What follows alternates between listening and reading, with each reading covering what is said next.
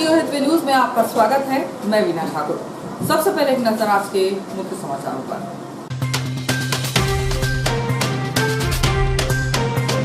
Rail भूमि अधिग्रहण 2014 के मामले में जिले के 74 किसान पुत्रों की नौकरी प्रक्रिया हुई पूर्ण, शीघ्र मिलेगी नौकरी। रहवासी क्षेत्र के एक घर पर नावा लगाने का वार्डवासी कर रहे विरोध। कोरोना के साथ और मरीज आए सामने। क्रांतिकारी किसान मजदूर संगठन ने कलेक्टर को किसानों की समस्या को लेकर सौंपा ज्ञापन। आबकारी विभाग द्वारा लगातार अवैध शराब कारोबारियों के खिलाफ कार्यवाही, 50,000 की शराब जब्त। और नए ट्रांसफार्मर के बावजूद बिजली हो रही गुल।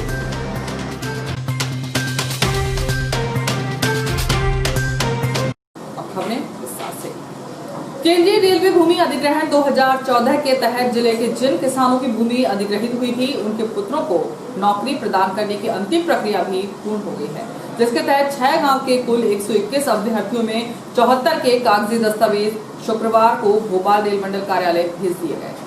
उल्लेखनीय है कि पवारखेड़ा से जुझारपुर तक जो नया रेलवे ट्रैक बन रहा है, इसके लिए जनवरी 2014 में ग्राम ब्यावरा, रसलपुर, साकेत, बोरतलाई, मेहरागांव एवं देहरी, जुझारपुर व तरोदा के करीब 120 किसानों की खेतीहर भूमि अधिग्रहित की गई थी। उस दौरान केंद्र में कांग्रेस गठबंधन सरकार की थी। उक्त सरकार ने कांग्रेस नेता राहुल गांधी के हस्तक्षेप से नया भूमि अधिग्रहण बिल पास किया था, जिसके तहत सरकार द्वारा जिन लोगों की भूमि अधिग्रहण होगी, उन्हें उस क्षेत्र के बाजार मूल्य से 4 गुना राशि प्रदान की जाएगी। अतः जिले के जिन किसानों की भूमि अधिग्रहित की गई थी, उस वक्त यहां का शासकीय बाजार मूल्य 8.5 लाख रुपए प्रति एकड़ था, जिसके 4 गुना 34 लाख रुपए प्रति एकड़ के हिसाब से यह भूमि जिला प्रशासन होशंगाबाद के माध्यम से रेल विभाग द्वारा अधिग्रहित की गई थी। भूमि अधिग्रहण के साथ ही प्रत्येक परिवार के एक सदस्य को रेलवे में नौकरी देने का प्रावधान भी था। इस संदर्भ में एक किसान पुत्र गोकुल पटेल ग्राम साकेत ने बताया कि 2014 में अधिकृत की गई भूमि की राशि करीब 2-3 साल बाद जब किसानों को दी गई तो 4 गुना की बजाय 2 गुना रेट ही दिया गया। यानी मनमोहन सरकार ने जिस भूमि का रेट 34 लाख रुपए तय किया था, वह मोदी सरकार में 50% कम होकर 17 लाख रुपए प्रति एकड़ हो गया, जबकि इस समय में प्राइवेट सेक्टर में कम से कम 20 लाख रुपए प्रति एकड़ भूमि जिले में बिकी है। बहरहाल यहां मामला सरकारी था। जमीन के पैसे के साथ सरकार प्रति किसान परिवार के एक सदस्य को नौकरी भी दे रही थी, इसलिए किसानों ने आधा घाटा भी सहन किया। लेकिन विडंबना है कि उक्त नौकरी के लिए किसान पुत्रों को 7 साल तक इंतजार करना पड़ा। कई बार कलेक्टर कार्यालय एवं डीआरएम कार्यालय के चक्कर लगे, जब कहीं जाकर 2019 में यह प्रक्रिया प्रारंभ हुई और 1 साल बाद इसके पूर्ण होने का समय आ गया है।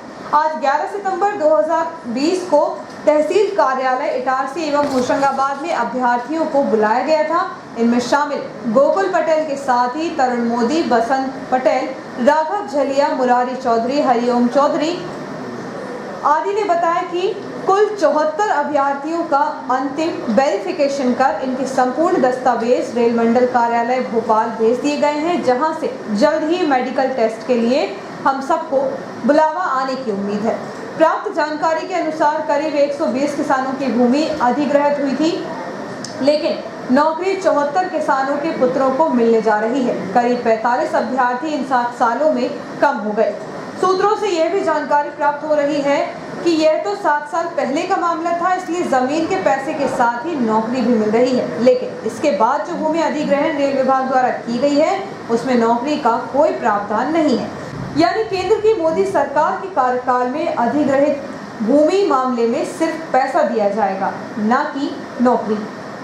क्रांतिकारी किसान मजदूर संघ द्वारा शुक्रवार को जिला मुख्यालय पहुंचकर किसान मजदूरों की समस्याओं को लेकर मुख्यमंत्री के नाम एक ज्ञापन कलेक्टर को सौंपा है।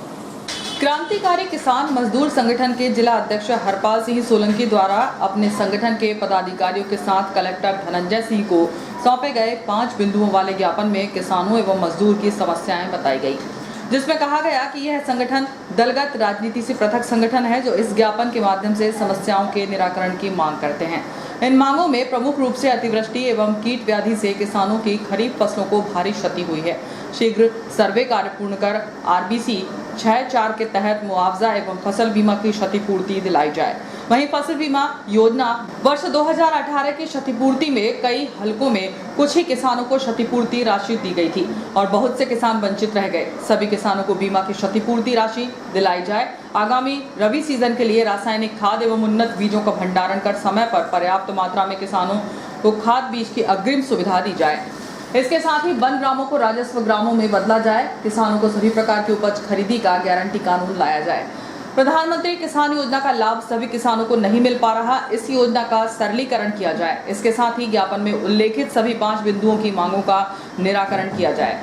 संगठन के पदाधिकारियों ने मांग की है कि इस अवसर पर राष्ट्रीय अध्यक्ष लीलाधर सिंह राजपूत, प्रदेश संगठन मंत्री ब्रजेश पटेल, विनोद निशानिया, रामकृष्ण डिगोदिया, अरुण पटेल, ब्रजेश चौरे, संतोष पटेल, प्रमोद गौर, रामेश्वर मीणा सहित बड़ी संख्या में संगठन के पदाधिकारी एवं सदस्य उपस्थित थे। राष्ट्रीय पोषण माह के अंतर्गत वार्ड 24 में पोषण मेले का आयोजन किया गया। इस अवसर पर गर्भवती महिलाओं को पोषण प्रदर्शनी के माध्यम से पोषण आहार की जानकारी दी गई। महिला बाल विकास विभाग द्वारा राष्ट्रीय पोषण माह चलाया जा रहा है। इसके तहत आंगनबाड़ी केंद्रों में पोषण संबंधित आयोजन किए जा रहे हैं। इसके तहत वार्ड क्रमांक 24 में अटल बाल पालक श्रीमती सीमा भदौरिया के मुख्य आतिथ्य में पोषण मेले का आयोजन किया गया। इस अवसर पर खान पान प्रदर्शनी के माध्यम से गर्भवती महिलाओं को पोषण आहार की जानकारी दी गई। वहीं उन्हें नवजात शिशु को स्तनपान कराने की जानकारी से भी अवगत कराया गया।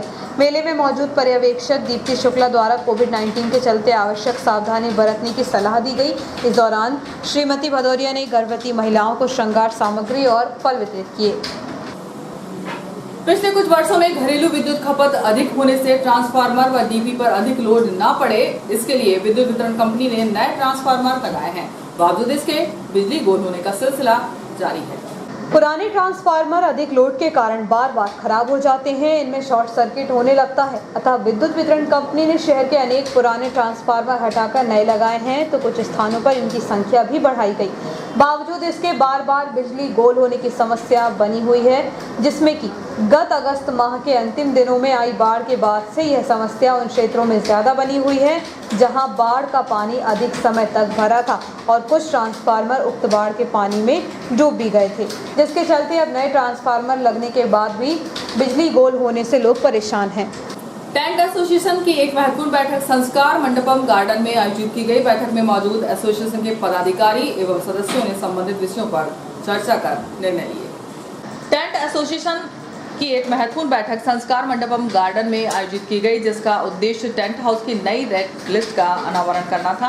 रेड लिस्ट का अनावरण टेंट एसोसिएशन वरिष्ठ कार्यकारिणी सदस्य बिट्टू बोहरा, प्रवक्ता राजेंद्र सोनी के हाथों से किया गया। इस अवसर पर एसोसिएशन के अध्यक्ष बबली ठाकुर, मनोज बत्रा, मोहित श्रीवास्तव, राजेश चौरे, गणेश चौरे, अब्बू चौक से सतीश मलैया, नवीन चौरे, दीपक मालवीय, सुमित गौर, अमीन अंसारी, राहुल गौर, राहुल बंजारा, रोशन गोस्वामी, रामविलास गौर आदि सदस्य उपस्थित थे। कल हमारी टेंट हाउस एसोसिएशन की बैठक संस्कार मंडपम गार्डन में हुई थी। सन 2013 में रेट लिस्ट बनी थी। समय अनुसार कुछ चीजों में जिसमें लेबर लगता है उसका रेट बहुत कम था, इसलिए कोरोना काल की पिछली सीजन की जो हानि भी हुई थी और कई सालों से टेंट के रेट बढ़े नहीं थे, तो समय अनुसार कुछ चीजों के रेट बहुत कम थे, उसमें मजबूरीवश बढ़ाना पड़ा, जिसमें लेबर चार्ज ज्यादा लगता है। सभी चीजें महंगी हो रही है, इसलिए पिछले दिनों हमने बैठक में रेट बढ़ाए थे। कल रेट लिस्ट का अनावरण किया गया। इसमें समिति के संगठन के सभी लोग उपस्थित थे। सोपास के प्रतिनिधि मंडल द्वारा डीईओ से मुलाकात की गई। इस अवसर पर उन्होंने ट्यूशन फीस से संबंधित चर्चा की। सोपास के प्रतिनिधि मंडल ने डीईओ आरएस बघेल से अभिभावकों द्वारा ट्यूशन फीस समय पर न जमा करने और बिना शुल्क लिए टीसी न देने की बात को रखा। साथ ही आधा सत्र बीत जाने के बाद भी न्यायालय के निर्देश के बावजूद फीस जमा न करने, अभद्रता करने की शिकायत डीईओ से की, जिसे सुनकर डीईओ ने सकारात्मक प्रतिक्रिया दी और यह स्वीकार किया कि सिर्फ अभिभावक ही नहीं, खुद निजी स्कूल संस्थाएं बदहाली के दौर से गुजर रही हैं। और अब भी ट्यूशन फीस रोकने पर यह बंद की कगार पर आ चुकी हैं। साथ ही डीईओ द्वारा जारी ऑर्डर पर प्रतिक्रिया करते हुए उन्होंने स्पष्ट किया कि न्यायालय के निर्देश के अनुसार अभिभावकों को ट्यूशन फीस देनी होगी। निजी संस्थाएं इसके अतिरिक्त कोई शुल्क न लें। साथ ही उपस्थित स्कूल संचालकों ने यह भी बताया कि स्कॉलरशिप के लिए की जाने वाली मैपिंग में निजी स्कूल तत्परता से सक्रियता दिखाते हैं, पर अभिभावक द्वारा खाते में पैसा न डालने के कारण वह इनऑपरेटिव हो जाता है और उसका पैसा खाते में नहीं आ पाता, जिसमें खुद की गलती को वह स्कूल प्रशासन पर थोपकर शिकायतें करता है, जो गलत है। साथ ही स्कूल डायरेक्टर्स ने सरकारी स्कूलों द्वारा बिना टीसी निजी स्कूलों के बच्चों के प्रवेश पर भी आपत्ति दर्ज की, जिससे शिक्षा विभाग की ही दो संस्थाओं में प्रबल मतभेद जन्म लेगा। सभी विषयों पर लगभग 1 घंटे की विस्तृत चर्चा में उन्होंने आश्वासन दिया कि गलत यदि अभिभावक है तो उनके भी खिलाफ सुनवाई की जाएगी और संपन्न होने के बाद भी यदि कोई फीस नहीं भर रहा तो यह गलत है। साथ ही जबरन के अभिभावकों की शिकायत पर भी निजी स्कूलों को सुने बिना कार्रवाई नहीं होगी। इस अवसर पर society for private school directors SOPAS के प्रवीण पणिकर, रवि राजपूत, प्रशांत जैन, प्रवीण अवस्थी, सुभाष दुबे, आलोक गिरोटिया, आलोक राजपूत, राजेंद्र तोमर, मनोज सिंघवाने, शरद शास्त्री, प्रसन्न काशिव उपस्थित थे। वक्त ब्रेक का, ब्रेक के बाद खबर जारी है।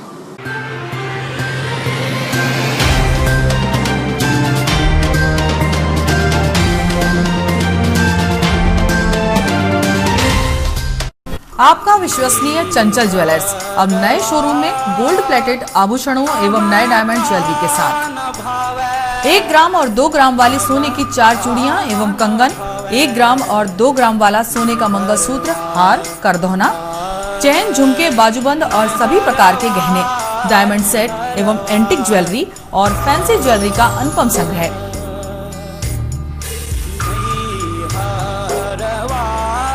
दुल्हन सेट किराए पर उपलब्ध है।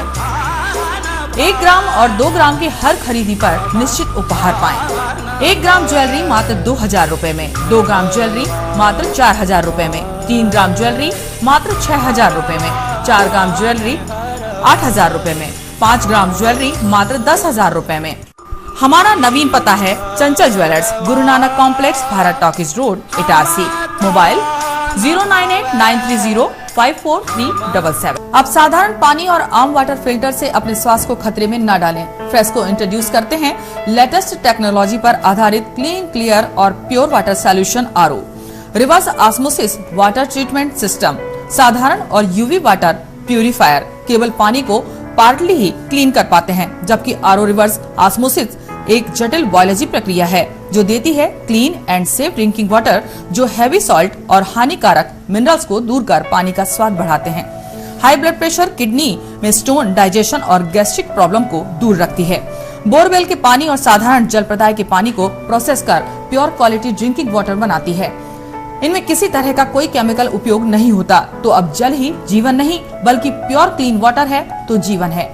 अधिक जानकारी के लिए संपर्क करें Rajat Mishra, centre point sales, authorised service centre, 9 convent school road, near HP gas agency, Itarsi. 07572404747।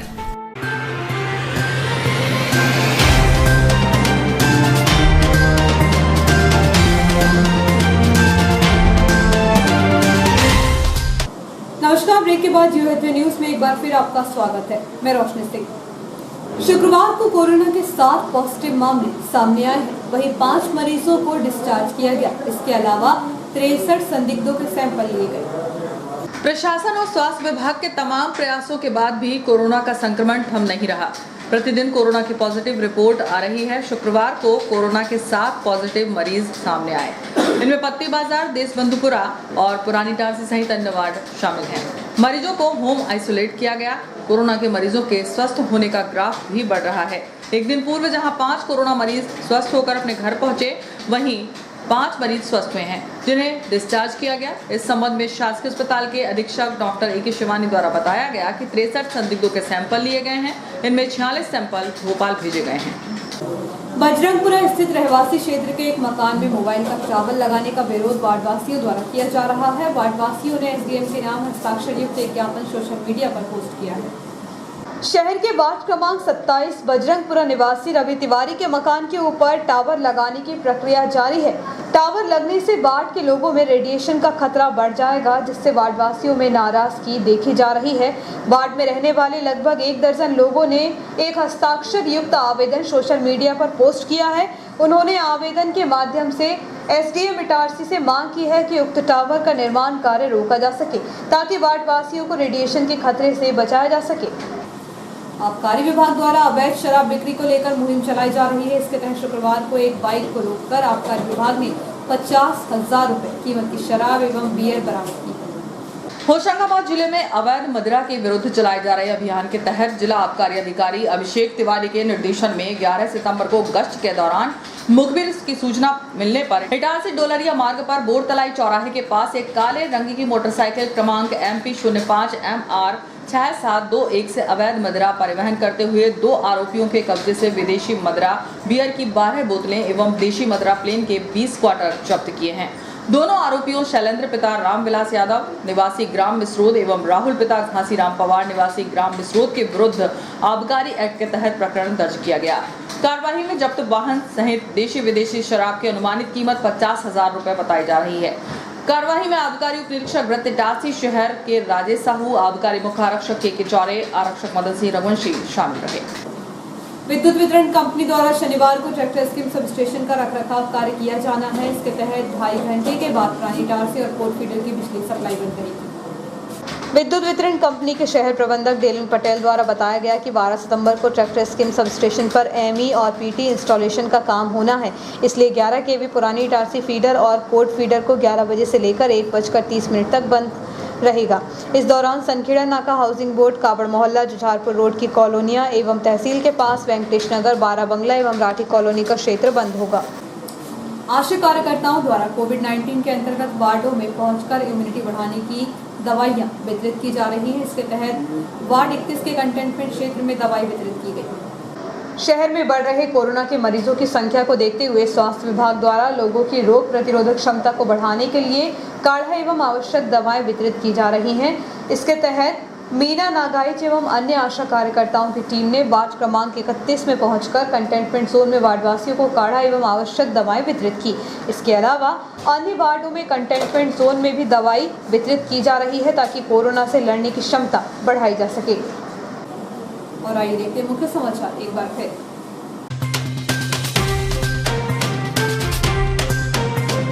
Rail भूमि अधिग्रहण 2014 के मामले में जिले के 74 किसान पुत्रों की नौकरी प्रक्रिया हुई पूर्ण, शीघ्र मिलेगी नौकरी। रहवासी क्षेत्र के एक घर पर टावर लगाने का वार्डवासी कर रहे विरोध। कोरोना के साथ और मरीज आए सामने। क्रांतिकारी किसान मजदूर संगठन ने कलेक्टर को किसानों की समस्या को लेकर सौंपा ज्ञापन। आबकारी विभाग द्वारा लगातार अवैध शराब कारोबारियों के खिलाफ कार्यवाही, 50,000 की शराब जब्त। और नए ट्रांसफार्मर के बावजूद बिजली हो रही गुल।